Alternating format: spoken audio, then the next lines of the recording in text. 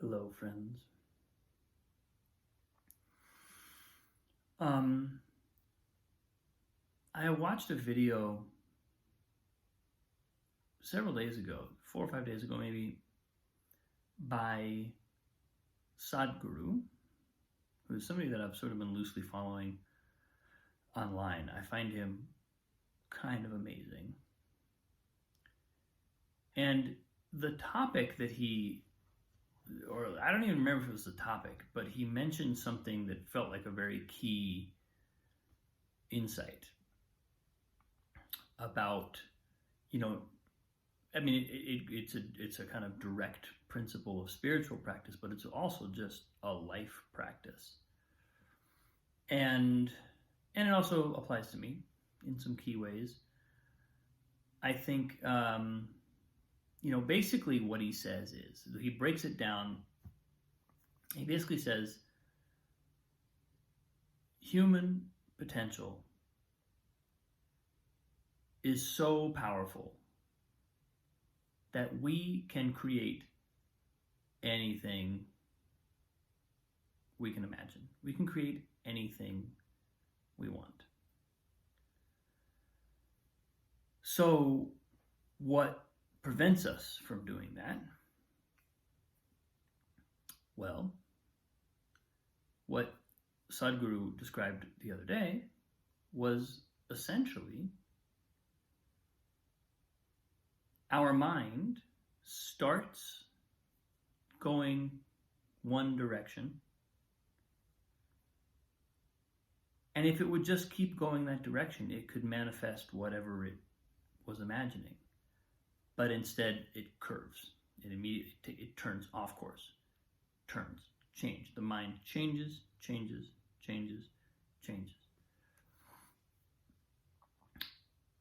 And I think the reason that this kind of resonated with me, and the reason that I felt like it was something that, was an insight that was welcome for me to receive, is because,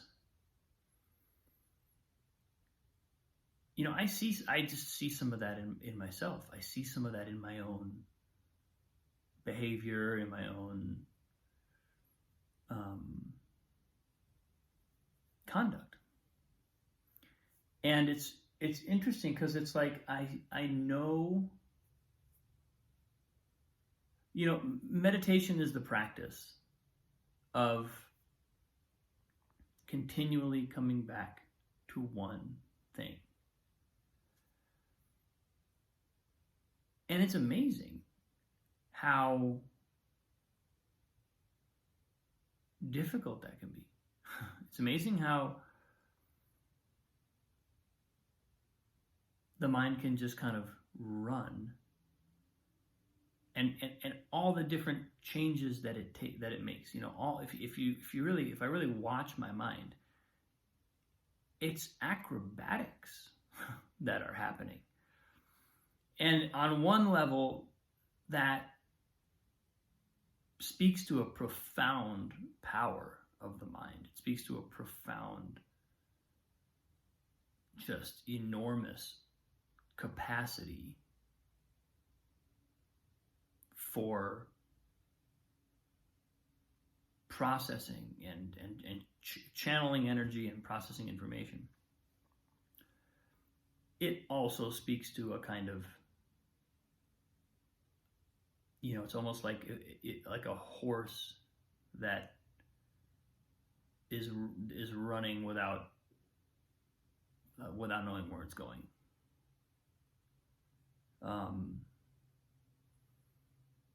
Or a chaotic ocean. I think of the forces of nature untamed, the forces of nature not being directed towards a specific end, but just the power being unleashed.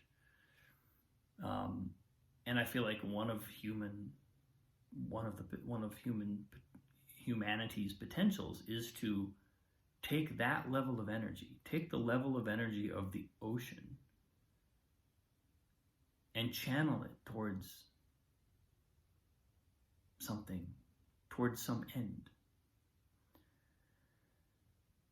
And I think it's coming up for me because I'm in a place in my life where I'm kind of, I've noticed it, especially the last couple of days. We're sort of on Thanksgiving break, so we are, and as a household, we are taking some time. It's not our regular routine. Annalise isn't going to school, and I clocked this morning. I was like, look at all the things that I have intended for the day. Look at all the things I intend to do today. And I was like, there's no way I'll get all these done. I should pick a couple of important ones. And I did. I basically sort of eliminated probably 3 out of 5 and ended up doing only 2 of those things. And they were the ones that really felt like, okay, these are the places where I really, if I make movement here, I'll feel really good. But it was like it kind of signaled to me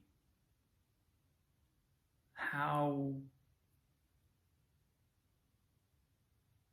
I was spread thin. In addition to just being too much for a day, it's also an awful lot of things. It's an awful lot of balls in the air in my life. And I've, on some level, always prided myself on that, on the ability to juggle a lot of different things and to maintain excellence in several different areas simultaneously. It's always been something that at least I've aspired to. Wouldn't say I've always hit that target, but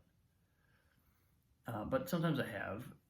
But I'm kind of clocking / tracking for myself.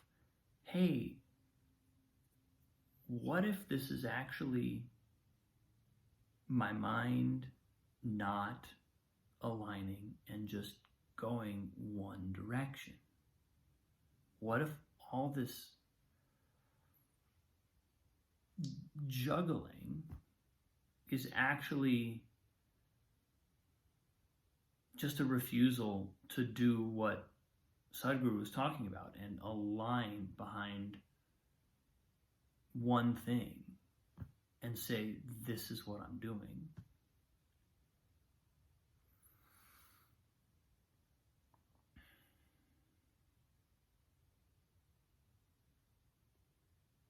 Because the other thing that I've certainly noticed is a certain lack of momentum when I'm in a state like today. It's like I don't always feel this way, but it happens when I come upon these, when I either a couple different domains of life all sort of get urgent at the same time, and all of a sudden I feel like I'm just putting out fires. I'm not really in command. Or when I just decide to pick up another ball. Sometimes kind of for the fun of it. Sometimes maybe because I feel like I'm losing something. I feel like I'm losing out on something. And all those motivations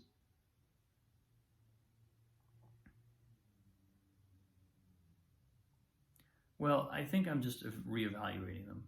I think what's happening is I'm just reevaluating, what's this really about? What's this life really about?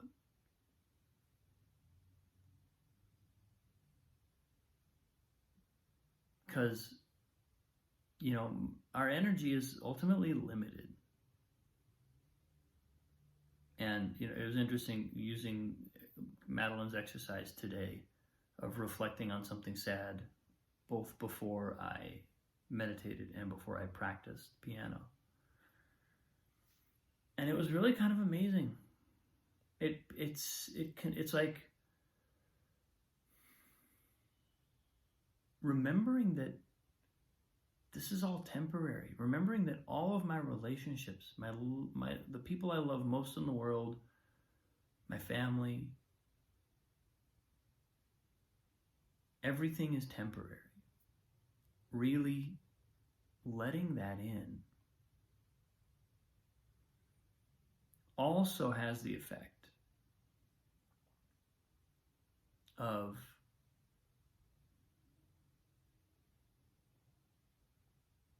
stripping away a lot of the things that my mind sort of curves off towards. Because it's like so obvious what I care about and what I don't care about. It's so obvious what's really important and what's not. So I think there's some lessons coming through. I think there's some lessons coming through about where I'm really headed and what I'm really doing with my time. Madeline asked me the other day, she asked me that question. She was like, how'd you frame it? It's basically like, what's your life about? You know, what are you all, and it was like 1 minute before the end. She was like, tell me what your life is about in 1 minute.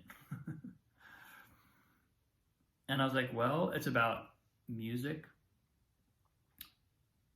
spiritual practice, which, as I keep reiterating, are really one thing, and helping people, being part of helping people learn to express themselves as deeply as possible, unlock their creativity, unlock their potential. I love that work. I love that work. And it makes use of all the tools that I've ever collected.